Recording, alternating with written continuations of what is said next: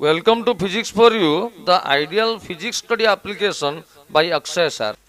अभी लिखिए limitations of Rutherford's atomic model. Limitations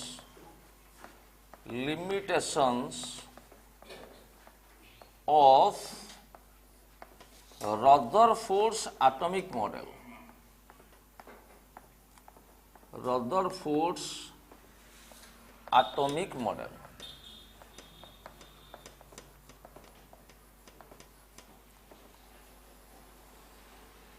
underline कीजिए। देखिए लिमिटेशन का मतलब है ड्रॉबैक। तो रदरफोर्ड्स एटॉमिक मॉडल में क्या क्या ड्रॉबैक है, तो पहला ड्रॉबैक लिखिए नंबर 1, ये एग्जाम में पूछता है। लिखिए Rutherford's atomic model, Rutherford's atomic model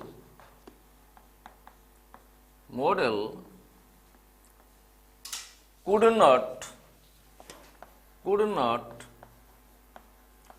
explain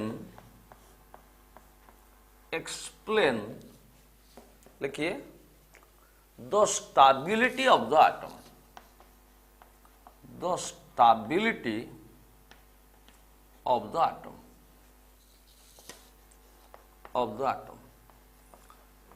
actually atom क्या है? एटम इलेक्ट्रिकली, आज हम जानते हैं एटम इलेक्ट्रिकली न्यूट्रल होता है। देखिए एटम का सेंट्रल पार्ट में एक्चुअली प्रोटॉन्स रहते हैं और न्यूट्रॉन्स रहते हैं, उसको बोलते हैं न्यूक्लियस। और जितना प्रोटॉन है न्यूक्लियस के अंदर, आपको पता है उतना number of electrons actually nucleus के बाहर रोटेट करते हैं। This is modern atomic model, Rutherford's atomic model, जो कि आप केमिस्ट्री में और स्कूल डेज से आप जानते हैं। तो एटम कैसे, एक्चुअली एटम स्टेबल है क्योंकि जितना नंबर ऑफ इलेक्ट्रॉन आउटसाइड में घूम रहे हैं उतना नंबर ऑफ प्रोटॉन न्यूक्लियस में है। तो इलेक्ट्रिकली एटम जो है, हर एटम न्यूट्रल होता है। आप मान लीजिए सोडियम का एक्चुअली एटॉमिक नंबर है Z है 11। इसका मतलब है सोडियम न्यूक्लियस में 11 नंबर ऑफ प्रोटॉन्स रहता है न्यूक्लियस के अंदर, और न्यूक्लियस के बाहर 11 नंबर ऑफ इलेक्ट्रॉन्स रिवॉल्व करते हैं। और ऑलरेडी आपको पता है पहला ऑर्बिट में 2 इलेक्ट्रॉन रिवॉल्व करेंगे, दूसरा ऑर्बिट में 8 इलेक्ट्रॉन रिवॉल्व करेंगे, 2n² रूल आपको पता है, और तीसरा ऑर्बिट में 1 इलेक्ट्रॉन रिवॉल्व करेंगे। देखिए 2, ये 8, 10, 1, 11 इलेक्ट्रॉन हो गया। तो न्यूक्लियस के अंदर जितना प्रोटॉन रहेगा हर एटम का, न्यूक्लियस के बाहर भी उतना इलेक्ट्रॉन रिवॉल्व करेगा। तो एटम स्टेबल होता है, इलेक्ट्रिकली न्यूट्रल होता है। और Max Planck theory, Maxwell's equation हमको बताया कि यदि एक चार्ज पार्टिकल रेस्ट में है, उससे ओनली इलेक्ट्रिक फील्ड आप उसका नजदीक रीजन में पड़ता है। चार्ज पार्टिकल यूनिफॉर्म मोशन करेगा, सो उसके वजह से इलेक्ट्रिक फील्ड भी पड़ेगा, मैग्नेटिक फील्ड भी पड़ेगा। पर एक चार्ज पार्टिकल एक्सीलरेशन करेगा, यानी कि उसका एक्सीलरेशन का मतलब है उसका स्पीड या वेलोसिटी चेंज होना। इसका मतलब है आइदर बढ़ना, वेलोसिटी बढ़ने को बोलेंगे एक्सीलरेशन, या घटना, डिसेलरेशन होगा तो भी ये नेगेटिव एक्सीलरेशन, या वेलोसिटी का डायरेक्शन भी चेंज होगा, वेलोसिटी का डायरेक्शन भी चेंज होगा तो भी एक्सीलरेशन रहेगा।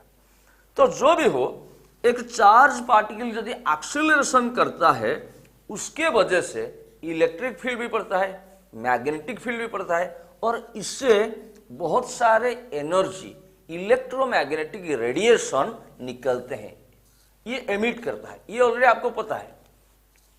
अच्छा, बोर ने बताया कि भैया न्यूक्लियस में प्रोटॉन्स है और न्यूक्लियस के बाहर इलेक्ट्रॉन ऐसे घूम रहा है। तो इलेक्ट्रॉन एक चार्ज पार्टिकल है, तो चार्ज पार्टिकल आपको पता है सर्कुलर मोशन करेगा, तो उसका वेलोसिटी का डायरेक्शन टैंजेंशियल होगा, और इस जगह वेलोसिटी का डायरेक्शन भी टैंजेंशियल होगा। तो वेलोसिटी चेंज होगा, इसका मतलब है एक्सीलरेशन रहता है। और सर्कुलर मोशन में एक्सीलरेशन को बोलते हैं सेंट्रीपेटल एक्सीलरेशन, जो कि टुवर्ड्स द सेंटर पड़ता है, उसका वैल्यू है v²/r। सर्कुलर मोशन में आप पढ़े होंगे। इसीलिए सेंट्रीफ्यूगल फोर्स सेंटर से आगे पड़ता है mv²/r। तो जो भी हो, इलेक्ट्रॉन एक चार्ज पार्टिकल है और उसका वेलोसिटी का डायरेक्शन चेंज हो रहा है, मतलब वो एक्सीलरेशन कर रहा है। एक्सीलरेशन करेगा तो उससे इलेक्ट्रोमैग्नेटिक स्पेक्ट्रम या एनर्जी एमिट होगा।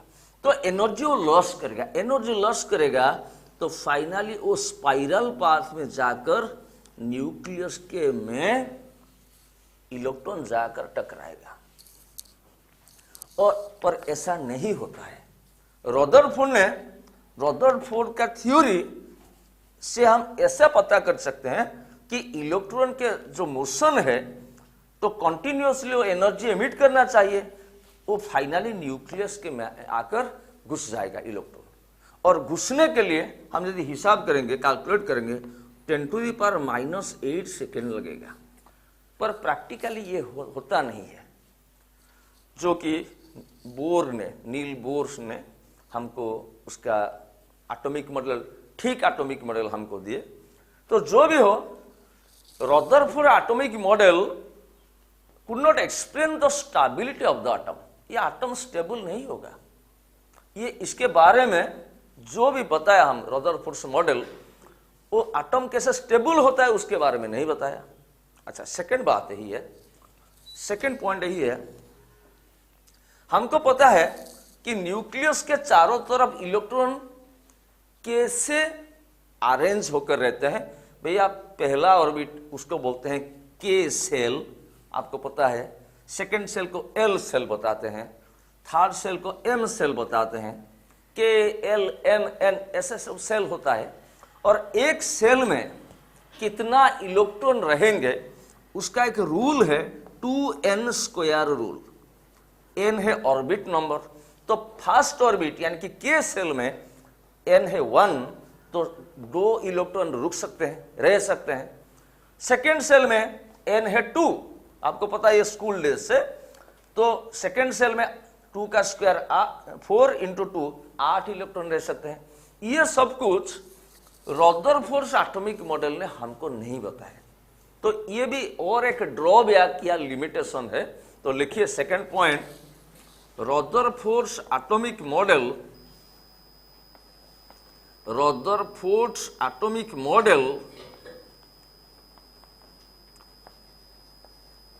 could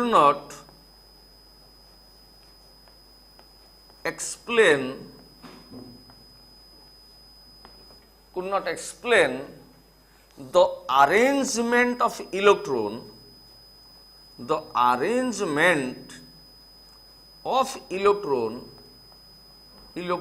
लिखिए, arrangement of electrons inside the atom,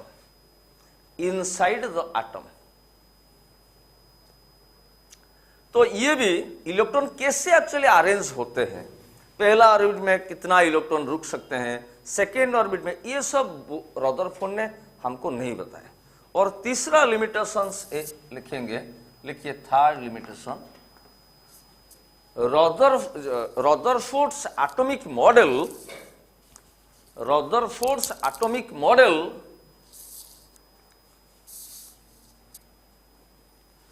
could not explain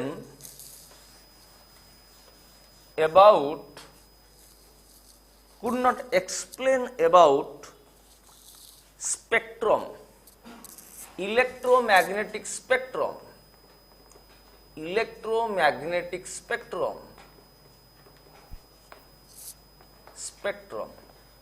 आपको पता है स्पेक्ट्रम मतलब है सीरीज ऑफ रेडिएशन। एक चार्ज पार्टिकल एक्चुअली इलेक्ट्रॉन जब रिवॉल्व करेगा वो एक्सीलरेटेड चार्ज पार्टिकल होता है, उससे एनर्जी निकलता है।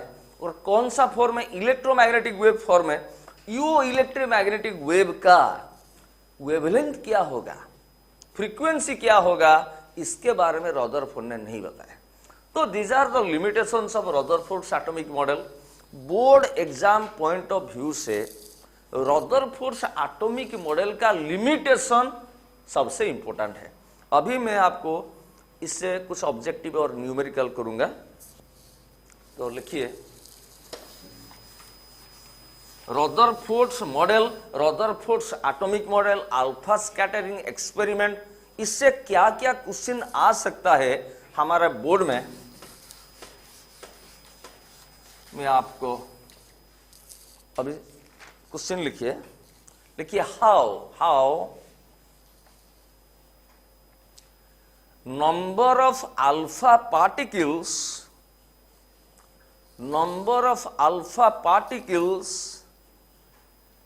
deviated vary with atomic number of the foil used in alpha scattering experiment,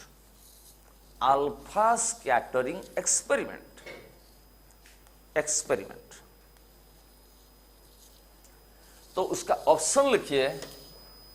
पहला ए बिट में लिखिए n directly proportional to z,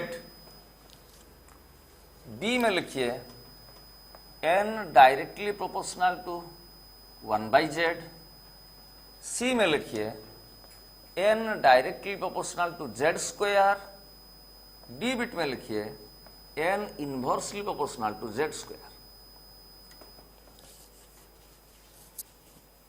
very simple सा सवाल है। आपको पता है रदरफोर्ड अल्फा स्कैटरिंग एक्सपेरिमेंट में मैं क्या बताया था? देखिए, ऐसे एक बॉक्स था, उसके अंदर लेड का बॉक्स था, उसके अंदर कुछ रेडियो एक्टिव सब्सटेंस थे और इससे narrow beam of alpha radiation निकलता था। उनमें बहुत सारे अल्फा पार्टिकल होते थे। यहां पर बीच में एक फॉयल रखेंगे। मैं बोला था आपको गोल्ड फॉयल रखने के लिए सिल्वर फॉयल भी रख सकते हैं। तो देखिए, तो एक्चुअली यहां पर ऐसा एक फ्लोरोसेंट का स्क्रीन रहेगा और एक्सपेरिमेंट बता रहा है maximum number of alpha particle ऐसे स्ट्रेट पाथ में जा रहे हैं, यानी कि सीधा जा रहे हैं। Almost 99.86% of the alpha particle, पर 0.1% अल्फा पार्टिकल थोड़ा डेविएट हो रहे हैं, कुछ एंगल स्कैटर्ड हो रहे हैं और स्कैटर्ड होकर यहां पर एक फ्लैश ऑफ लाइट दिखेगा जो कि हम डिटेक्टर के जरिए या माइक्रोस्कोप के जरिए देख सकते हैं। तो ये स्कैटरिंग एंगल और कितना number of alpha particle scattered हुआ उसके बीच में रिलेशन आपको पता है। मैं आपको एक एक्सपेरिमेंटल रिजल्ट आपको बताया था रदरफोर्ड एक्सपेरिमेंट से, n equal to kz² by sine 4th θ/2। ये था आपका फॉर्मूला। तो देखिए ये क्या है, number of alpha particles scattered, कितना number of alpha particle scatter हो रहा है। मैं आपको बताया था ऑलमोस्ट आपका 1 million rather 1 million alpha particle में एक अल्फा पार्टिकल ऐसे रिटर्न कर रहा है। 1 मिलियन मतलब 10 लाख। और ये भी एक एक्सपेरिमेंटल रिजल्ट है। 8000 अल्फा पार्टिकल से लगभग एक अल्फा पार्टिकल 90 डिग्री से ज्यादा ऐसे स्कैटर्ड हो रहा है या डेविएट हो रहा है। तो जो भी हो, ये फॉर्मूला बता रहा है ये number of alpha particle scattered is directly proportional to z square, यानी कि जो भी आप फॉयल यूज करेंगे उसका एटॉमिक नंबर का स्क्वायर के साथ डायरेक्टली प्रोपोर्शनल है। So n proportional to z square, इसको आप याद रखना है। समझ गए? तो ऑप्शन क्या होना चाहिए? आंसर सी हो जाएगा आंसर। कर दीजिए।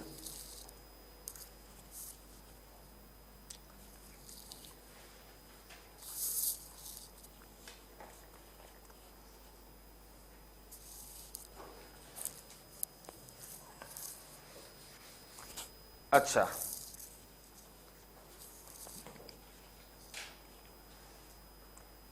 समझ गए।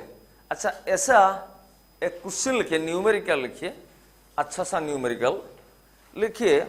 If question, if 2000 alpha particles, 2000 alpha particles are scattered at an angle 30 degree,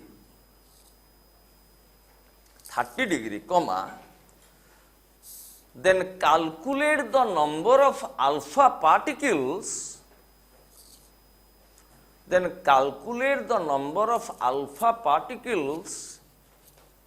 scattered at an angle 60 degree, in alpha scattering experiment।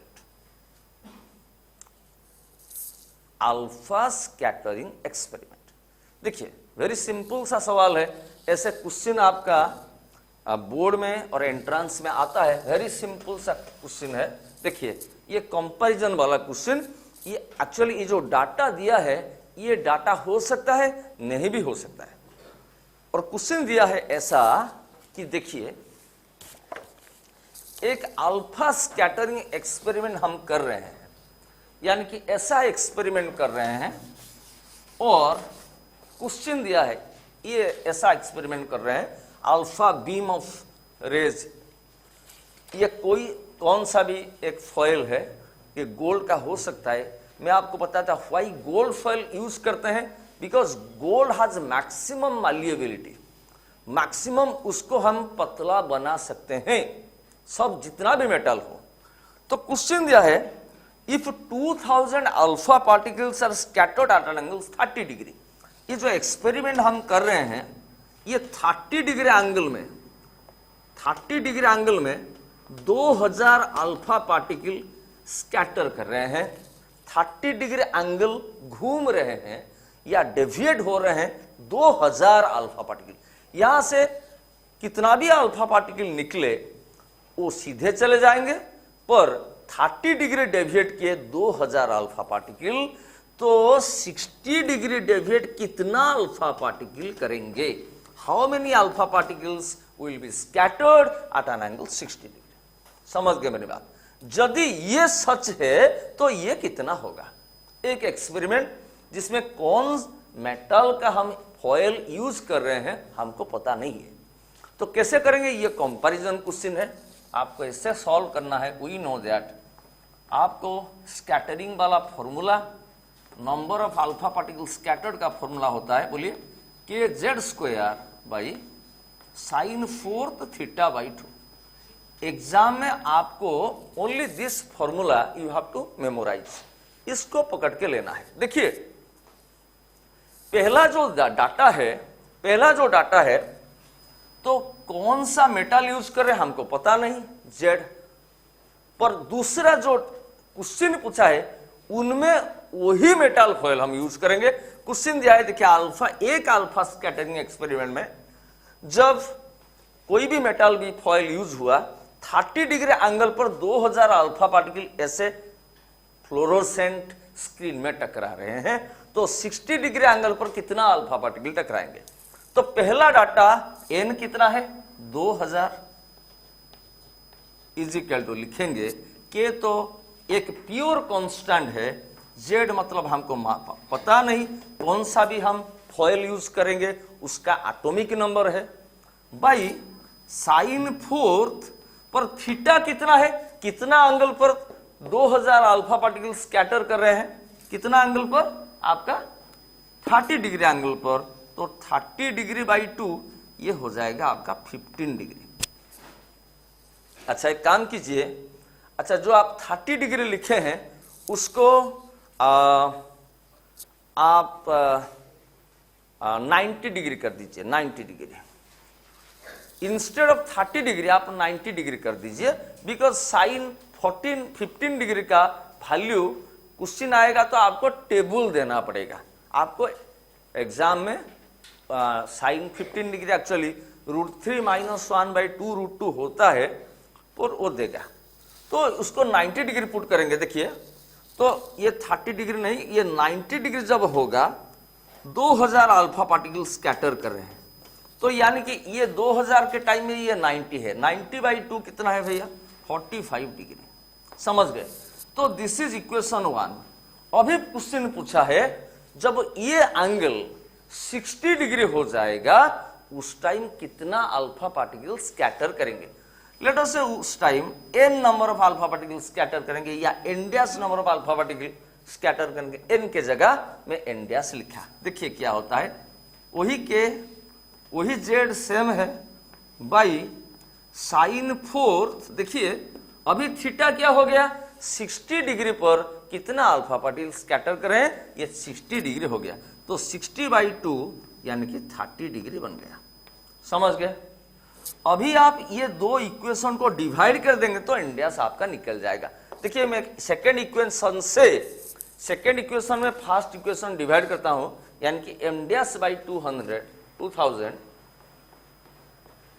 2000 is equal, देखिए ये बाई ये हो जाएगा तो kz²। अच्छा मैं लिख रहा हूं kz² बाई साइन 4 30 बाई ये kz² बाई साइन 4 45।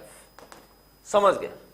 तो यहां से आप kz² कैंसिल करेंगे तो ये वाला टर्म ऊपर चला जाएगा। देखिए implies n dash by 2000 is equal to sine 4 45 degree by sine 4 30 degree. Simple सा सवाल है, क्वेश्चन यही है 90 डिग्री एंगल पर 2000 अल्फा पार्टिकल स्कैटर कर रहे हैं, तब 60 डिग्री एंगल पर कितना अल्फा पार्टिकल स्कैटर करेंगे। तो देखिए implies n dash by 2000 is equal to, देखिए ये साइन 45 का होल फोर्थ हम लिख सकते हैं। साइन 45 होता है 1/√2, 1/√2 का होल फोर्थ बाय साइन 4 30 मतलब sine 30 to the power whole fourth, और साइन 30 होता है 1/2 to the power whole fourth. समझ गए? समझ गए? अभी इसका फोर्थ बाई इसका फोर्थ, इसको मैं लिख सकता हूं दिस बाई दिस का होल फोर्थ, तो इंप्लाइज ये हो जाएगा n dash by 2000 is equal to 1/√2 by 1/2 to the power 4। समझ गए? तो ये 2 ऊपर चला जाएगा तो देखिए 1/√2 इंटू 2/1 हो जाएगा टू द पावर 4। तो ये √2 कैंसिल हो गया, इधर बचा क्या √2, तो ये हो जाएगा। देखिए n डैश, सो मैं इधर लिख रहा हूं n dash by 2000 is equal to, देखिए ये √2 कैंसिल हो जाएगा तो √2 रहा, √2 to the power 4, √2 to the power 4। It implies n dash is equal to क्या होगा √2 टू द पावर 4 मतलब √2 इंटू √2 इंटू √2 इंटू √2। √2 को मैं 4 बार मल्टीप्लाई करूंगा इंटू, देखिए ये क्रॉस मल्टीपल हो जाएगा 2000। समझ गए? देखिए √2 इंटू √2 ये हो गया 2, √2 इंटू √2 ये हो गया 2, 2 इंटू 2 4, 4 इंटू 2000 आंसर हो जाएगा 8000। Implies n dash is equal to 8000, यही होगा आंसर। समझ गए? कर दीजिए।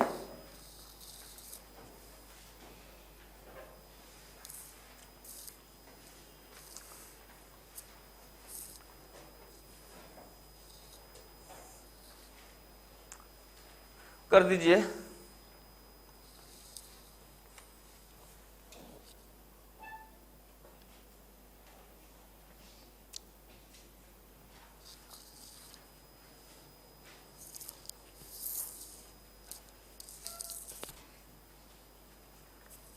ओके,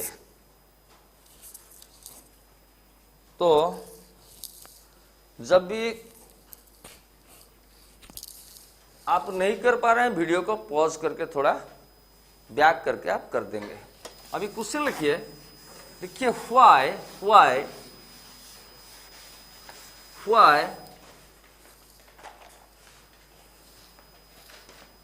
गोल्ड इज यूज्ड, देखिए व्हाई जनरली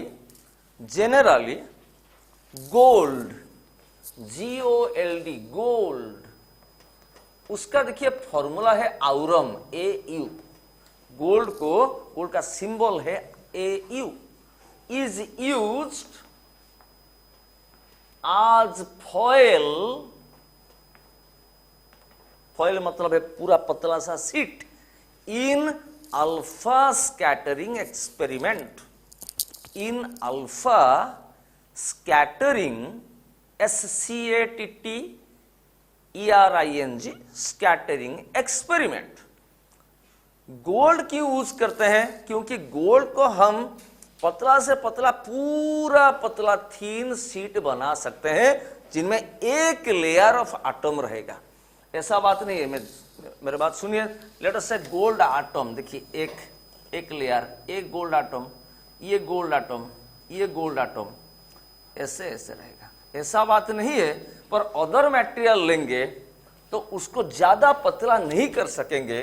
लेट अस से मैं कॉपर लूंगा, तो उनमें क्या हो सकता है, उसको उनमें 2 लेयर 3 लेयर ऐसे देखिए, एक लेयर ऑफ एटम है, एक लेयर ऑफ एटम है, और बीच में भी एक लेयर ऑफ एटम रह सकता है। पर गोल्ड में एक लेयर ऑफ एटम हो सकता है, उतना पतला हम कर सकते हैं, एंड उसका थिकनेस लगभग 1 माइक्रोन है, यानी कि 10⁻⁻6 मीटर। समझ गए? तो हम आंसर लिखेंगे why gold is used as foil. हमारा आंसर क्या है? गोल्ड को हम मैक्सिमम पतला कर सकते हैं। लिखिए, since the malleability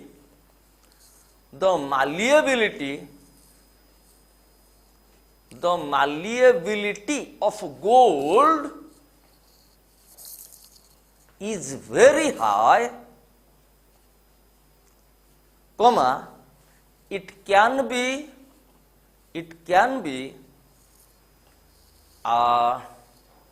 made MADE made into very thin sheet,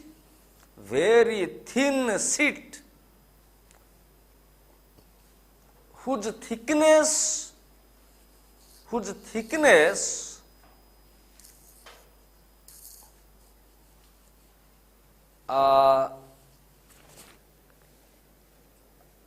can be nearly 1 micron,